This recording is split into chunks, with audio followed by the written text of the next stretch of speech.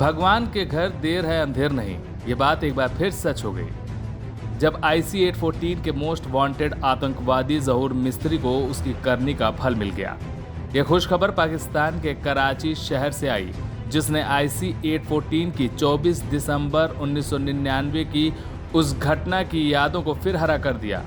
वहीं कुछ पाकिस्तान के पाले आतंकवादियों ने पाकिस्तान के चहेते जहूर मिस्त्री को हूरों के पास जहन्नुम पहुंचा दिया। पाकिस्तान में मौजूद कई खुफिया सूत्रों ने इसकी पुष्टि की है। जहूर मिस्त्री पिछले कई सालों से जाहिद अखुंद की नई पहचान के साथ कराची में रह रहा था। अखुंद कराची की अख्तर कॉलोनी के अंदर स्थित क्रिसेंट फर्नीचर का मालिक था। जहूर की तरह पाकिस्तान में कई टॉप आतंकियों ने शरण ली हुई है। खुफिया सूत्रों ने इस बात की भी पुष्टि की है कि रऊफ असगर सहित जैश ए मोहम्मद के टॉप आतंकियों ने कराची में अखुंद के जनाजे में हिस्सा लिया।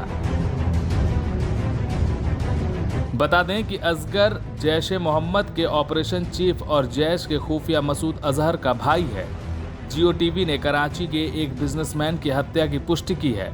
हालांकि उसके नाम या व्यक्ति की हत्या किस मकसद से की गई, इन बातों की जानकारी नहीं दी गई है। जियो टीवी ने हत्या की CCTV फुटेज को भी रिलीज किया है।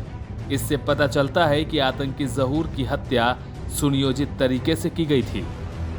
CCTV फुटेज से पता चला कि हत्या से ठीक पहले अख्तर कॉलोनी की सड़कों पर 2 हथियारबंद मोटरसाइकिल सवार घूम रहे थे। इन लोगों ने पूरे इलाके की रेकी की हुई थी। रेकी का काम पूरा होने के बाद एक हथियारबंद आरोपी फर्नीचर के गोदाम में घुस गया और आतंकी जहूर को ठिकाने लगा दिया। नाम ना छापने की शर्त पर एक पाकिस्तानी समाचार नेटवर्क के एक प्रमुख प्रोड्यूसर ने बताया कि हमारे पास हत्या के बारे में जानकारी है, लेकिन किसी अजीब कारण की वजह से इस मामले के बारे में रिपोर्ट नहीं करने के लिए कहा गया है।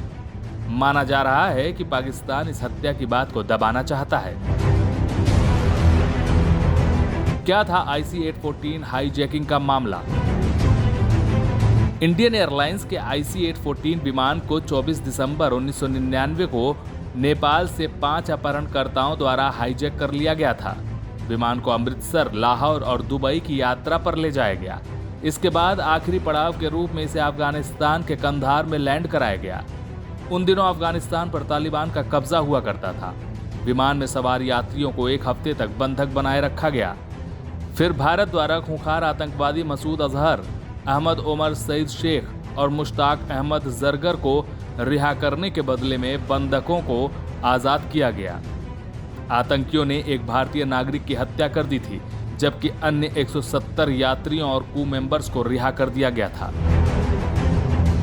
इब्राहिम की हत्या के बाद भी जैश के 5 अपहरणकर्ताओं में से 2 आतंकी अब भी पाकिस्तान में जीवित हैं। इनमें मसूद अजहर का बड़ा भाई इब्राहिम अजहर और रऊफ असगर हैं। यह जहूर मिस्त्री ही था जिसने धारदार हथियार से 25 साल के रूपिन कत्याल की बड़ी निर्ममता से हत्या कर दी थी। उनका शव UAE में उसी प्लेन से बरामद हुआ था। वह काठमांडू में हनीमून मनाकर अपनी पत्नी के साथ दिल्ली लौट रहे थे। उनकी हत्या के 2 साल बाद उनकी पत्नी ने दोबारा शादी कर ली थी। बताया जा रहा है कि जहूर मिस्त्री के अंतिम संस्कार में जैश ए मोहम्मद के बड़े आतंकी शामिल हुए थे। 1999 के बंधक संकट को खत्म करने के लिए भारत को मसूद अजहर, उमर सईद शेख और मुश्ताक अहमद जरगर जैसे खूंखार आतंकियों को रिहा करना पड़ा था। रिहा किए जाने के बाद अजहर तालिबान के तत्कालीन चीफ मुल्ला उमर से मिला और पाकिस्तान चला गया। जहां हिंदुस्तान के लिए खबर सुकून देने वाली है, वहीं पाकिस्तान के लिए वो दर्द देने वाली, जिसे पाकिस्तान कभी नहीं भूल सकता। क्योंकि जिस सांप को पाकिस्तान ने पाला था, उसी के पाले हुए जहूर मिस्त्री जैसे सांप को उसके ही आतंकवादी अजगरों ने अपना निवाला बना लिया और एक शैतान का अंत हो गया।